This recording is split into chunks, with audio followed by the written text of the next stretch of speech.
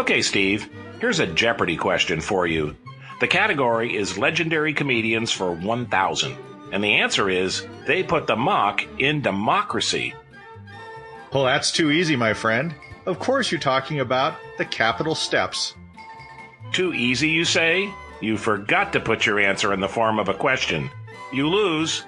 But you're right on one count. Today our legendary comedians are the Capitol Steps, who've been tunefully tweaking the political establishment for almost 40 years. I'm Randy Hodgins.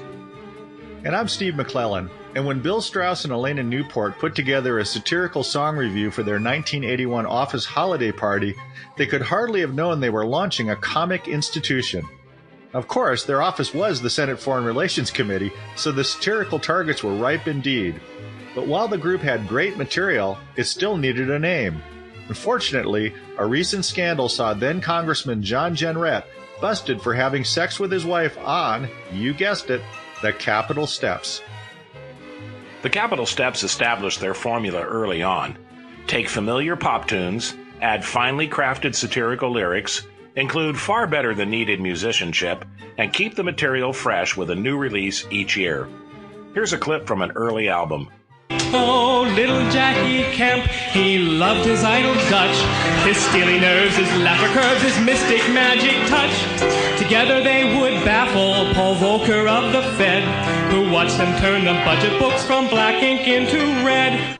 Well, not surprisingly, in a town like Washington, D.C., the Steps soon became an underground sensation. And soon after that, they became an above-ground sensation, to the point where the founders were able to quit their congressional staff day jobs and do comedy full-time. While most of their material are song parodies, Capitol Steps releases usually feature an extended wordplay routine called Flirty Dies. The topic varies, but one thing is consistent. Flirty Dies is a tour de force of the comic style known as spoonerisms. As the Steps note, you just need to whip your flirts. That, and it helps to pick a scandal with just the right amount of naughtiness. Wix Lily is a fiddle-aged Mella having a crid-life mysis. He is a Damus Femocrat. He is Yansome and hung. And he is one Gorny high. Beside the long-running residency in Washington, D.C., the Capitol Steps now have multiple touring companies performing dozens of shows a year. They continue to record and release new material and serve as a living embodiment of the classic Will Rogers quote, "I don't make jokes, I just watch the government and report the facts."